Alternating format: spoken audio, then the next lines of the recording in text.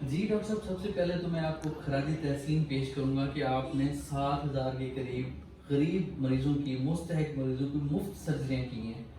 تو ان میں کون سے مریض تھے، کیا حالات تھے ان کے، اور آپ کو یہ خیال کیسے آیا؟ جی شکریہ سر صاحب. اچھا، میں 2006 میں نیو ہاسپٹل سے جب یہاں پہ آیا تو بیسیکلی میرے آنے کا یہاں پہ مقصد بھی یہی تھا کہ یہاں پہ اس وقت بچوں کی سرجری کا کوئی ڈاکٹر بھی نہیں تھا. تو میں جب نیو ہاسپٹل میں تھا تو یہاں سے لوگوں کے فون آتے تھے تو مریض نیو ہاسپٹل میں آتے تھے تو بچوں کا علاج ہوتا تھا. تو میں نے یہی سوچا کہ میرا چونکہ اپنا علاقہ ہے تو مجھے اپنے علاقے میں سرو کرنا چاہیے. تو میں 2006 میں یہاں پہ آیا، میں نے جوائن کیا تو میں نے دیکھا کہ کچھ بیماریاں ایسی ہیں جو کہ ہیں ہی غریبوں کی، اور وہ بیچارے تو علاج کیا، ان کے پاس دوائیوں کے پیسے بھی نہیں ہوتے تھے. تو میرے دل میں ایک سوچ ابھری کہ کیوں نہ ایسے مریضوں کا جو نا فری علاج شروع کیا جائے. تو 2014 میں تو میں نے ایک اپنی این جی او تہا پلاسٹک سرجری کے نام سے رجسٹر کرائی. تو میں نے آپریشن کرنے جب شروع کیے تو میں نے جا کے دیکھا کہ سندھ میں 50 سال کے لوگ بھی تھے جن کو یہ پیدائشی بیماری تھی اور ان کے پاس پیسے نہ ہونے کی وجہ سے علاج نہیں کرا سکے تھے. یہ سر جو آپ نے سرجریز کی ہیں تو ان میں کون سے پیشنٹس تھے؟ کیا ان کے ہونٹ کا مسئلہ تھا، تالو کا مسئلہ تھا، یا کیا کیٹیگری تھی اس میں؟ جی، یہ دو کیٹیگری تھیں اس میں. بچوں کے پیدائشی ہونٹ کٹے ہوتے ہیں اور تالو نہیں ہوتے. کچھ کے دونوں چیزیں بھی ہوتی ہیں، کچھ کی ایک چیز ہوتی ہے. اچھا، یہ بیماری ہے ہی غریبوں کی.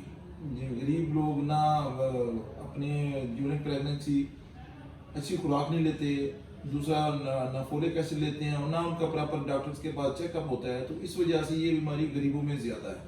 یعنی کہ یہ جو ہونٹ اور تالو کی بیماری ہوتی ہے یہ یعنی کہ خوراک کی وجہ سے ہوتی ہے زیادہ تر؟ یہ خوراک اگر آپ صحیح طریقے سے نہیں وہ کر پاتے؟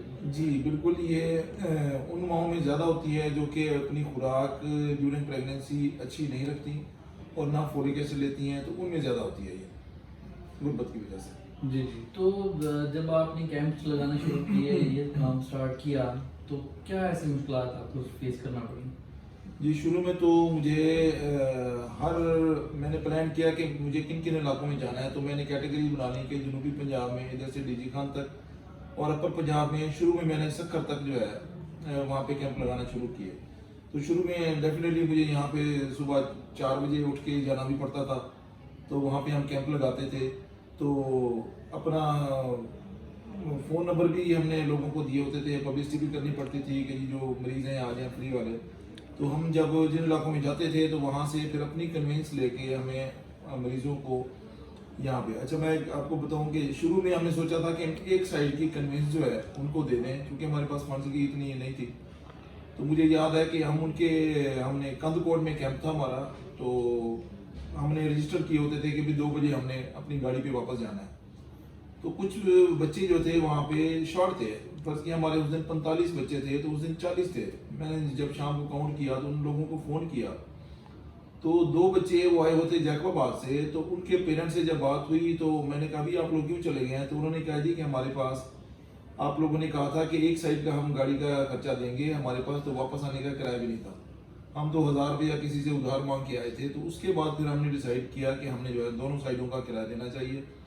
اس کے بعد پھر ہم مریضوں کو دونوں سائڈوں کا کرایہ بھی دیتے ہیں، ادھر دوائی بھی دیتے ہیں اور ایک وقت کا کھانا بھی دیتے ہیں. تو ڈاکٹر صاحب، جب آپ نے اس طرح کے پیشنٹس فیس کیے تو فیملیز کے کیا تاثرات تھے؟ مطلب کہ وہ ان کی کیا ایکسپیکٹیشنز تھیں کہ وہ ان کا علاج کروا پائیں گے، پرسنلی افورڈ کر سکتے تھے وہ، یا وہ بالکل بے یار و مددگار تھے؟ جی شروع میں تو جب ان کو یقین بھی نہیں آتا تھا کہ کوئی اس طرح ہمارا فری آپریشن بھی کرے گا، ہمیں آنے جانے کا کرایہ بھی دے گا، اور ادھر رہنے کا خرچہ بھی ہمیں دے گا اور کھانا بھی دے گا. لیکن جب وہ ایک سلسلہ چل پڑا تو لوگ جو ہے منتھلی بیسس پہ ہم یہاں پہ 100 آپریشن تقریباً 70 بھی ہو جاتے ہیں، کبھی 100 بھی ہو جاتے ہیں. تو اتنے آپریشن جب آتے ہیں ہمارے پاس تو وہ اب ایک حیدرآباد تک تمام لوگوں کو پتہ ہے کہ جی ہم نے اگر فری آپریشن ہو اور تعلقہ کروانا ہے تو ہم نے ادھر آنا ہے. تو ہمارے پاس اب لوگوں کا خود ہی جو آتا رہتا ہے. تو ہمیں پبلسٹی بھی اتنی نہیں کرانی پڑتی ہے اب وہ. تو اب اس میں آپریشن اگر ویسے کرایا جائے بغیر مطلب کہ اگر ہم پرسنلی افورڈ کرنا چاہیں اس کو، تو کتنا ایک ایکسپینس ہے پورے پروسیس؟ اگر یہ پرائیویٹلی یہ آپریشن کروایا جائے تو عام طور پہ 60 سے 70 ہزار کم از کم اس کا خرچہ لگ جاتا ہے اگر ہمیں پرائیویٹلی. لیکن ہمارے پاس یہ ٹوٹل فری ہے، ٹیسٹ بھی فری ہیں، اس کے دوائیاں بھی فری ہیں، آنے جانے کا خرچہ بھی ہم دیتے ہیں. تو ہماری طرف سے ٹوٹل فری ہے یہ. تو یہ جتنی بھی آپ نے سرجریاں کی ہیں ساری کامیاب گئی ہیں، اس میں چند ایک کیس کوئی ایسے آئے ہیں کہ جو ٹارگیٹ نہیں کی سکے؟ اللہ کا شکر ہے اس میں تقریباً ساری ٹھیک رہی ہیں. کچھ بچے جو کہ میل نورشڈ ہوتے ہیں، جن میں بچوں کا وزن بہت کم ہوتا ہے غربت کی وجہ سے، تو ان میں اسٹیچز کھلنے کا ڈر ہوتا ہے. تو ہم پیرنٹس کو اس لیے کہتے ہیں کہ بچے کی جو ہے صحت بہتر بنا کے لائیں تاکہ اس میں ٹانکے کھلنے کا چانس کم ہو جائے.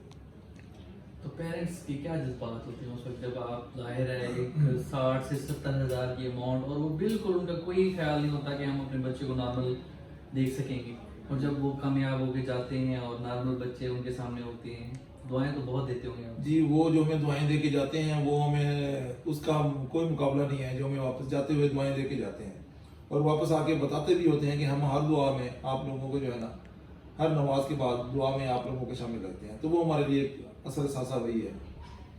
تو پہلے بھی آپ کی ایک لائف تھی کہ جس میں آپ پروفیشنل طریقے سے اپنی فرائض سر انجام دے رہے تھے، اور اب بھی آپ جو ہے اس طرح کے کام کر رہے ہیں. پہلے کی زندگی میں اور اب کی زندگی میں کتنا ایک فرق محسوس کر رہے ہیں؟ سکون ہے کوئی آپ کو؟ جی اب جو زندگی میں سکون ہے وہ میں سمجھتا ہوں کہ ان لوگوں کی دعاؤں کی وجہ سے ہی ہے. تو یہ لوگ جو میرے لیے دعائیں کرتے ہیں تو اور مجھے اس چیز پہ بڑی اطمینان ہے بڑا. آپ کی زندگی میں کتنا ایک آسانیاں پیدا ہوئی ہیں؟ ظاہر ہے اگر آپ نے آسانیاں بانٹی ہیں تو آپ کی لائف میں بھی کوئی آپ کی مشکلات کم ہوئی ہیں. ہر انسان کو کوئی نہ کوئی مشکلات درپیش ہوتی ہیں. آپ نے فیل کیا ہے کہ آپ کے معاملات بھی خود بخود ٹھیک ہو رہے ہیں؟ جی اللہ کا شکر ہے، اور یہ واضح فرق ہے اس میں کہ مجھے کوئی بھی یہ پریشانی آتی ہے اللہ تعالیٰ مجھے نکال لیتا ہے. مجھے نہیں سمجھ آتی کہ کس وجہ سے نکالا ہے، پھر میں سمجھتا ہوں کہ شاید ان لوگوں کی دعاؤں کی وجہ سے ہی ہے، اور اللہ کا شکر ہے. تو اس لیے میں یہی سمجھتا ہوں کہ ان لوگوں کی دعائیں جو ہے میرے لیے شامل حال رہتی ہیں. ڈاکٹر صاحب آگے کیا ارادہ رکھتے ہیں آپ؟ آگے کیا آپ کا مستقبل کے کیا لائحہ ہے کہ اس کو کتنے ٹارگیٹ تک لے جائیں گے آپ آگے، اور اس سے مزید بھی سرجریز کے علاوہ بھی آپ کوئی مطلب کہ رکھتے ہیں کہ آپ جتنا ایک ہو سکے گا مستقل ان کے لیے کچھ کریں گے؟ جی انشاءاللہ ان 2 سرجریوں کے علاوہ بھی میرا کچھ پلان ہے، کیونکہ اور پیدائشی امراض ہیں جس طرح کمر کا پھوڑا ہے، تو ان کے بارے میں سوچ رہا ہوں کہ ان کے بارے میں بھی کوئی جو ہے نا سسٹم شروع کیا جائے، کیونکہ یہ بھی غریبوں کی بیماریاں ہیں. میرا فوکس یہی ہے کہ جو غریبوں کی بیماری ہیں تو ان کے اوپر یہ امیر غریب کی بیماری کا کیا فرق ہے سر؟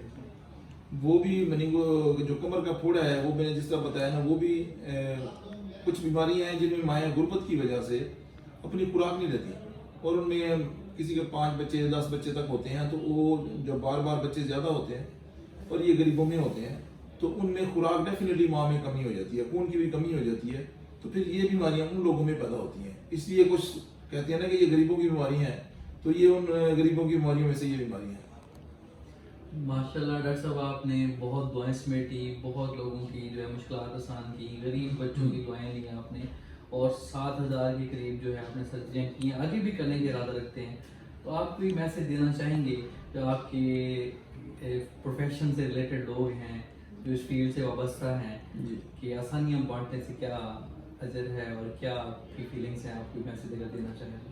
جی میرا بالکل یہی میسج ہے کہ تمام جو میرے فیلڈ سے تعلق رکھتے ہیں کہ ٹھیک ہے اپنی پریکٹس بھی کریں، لیکن اپنی پریکٹس کے ساتھ ساتھ ان غریبوں کا جو ہے نا جتنا ہو سکتا ہے فری علاج ان کو کرنا چاہیے، اور جو ان کو اطمینان ملے گا وہ اس کے بعد ہی ان کو اندازہ ہوگا کہ غریبوں کی خدمت میں کتنا مزہ ہے.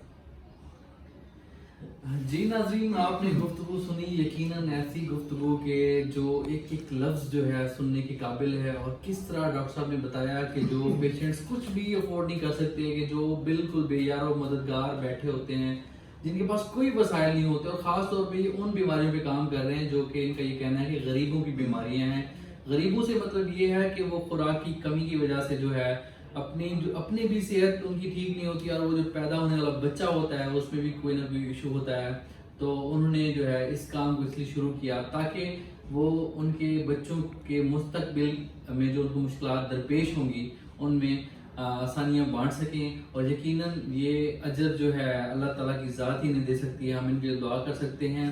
آپ بھی اگر آسانیاں بانٹنا چاہیں تو آپ اپنے پیشے سے ریلیٹڈ کوئی بھی جو ہے اس طرح کی آسانی بانٹ کے اجر کما سکتے ہیں. آپ کے پاس اگر کوئی اس طرح کی سٹوری ہے، موٹیویشن سٹوری ہے، اگر آپ کے پاس کوئی ٹیلنٹ موجود ہے تو آپ اردو پوائنٹ سے رابطہ کر سکتے ہیں. اپنے میزبان اسد محمود کو اجازت دیجیے، دیکھتے رہیں اردو پوائنٹ. اللہ نگہبان.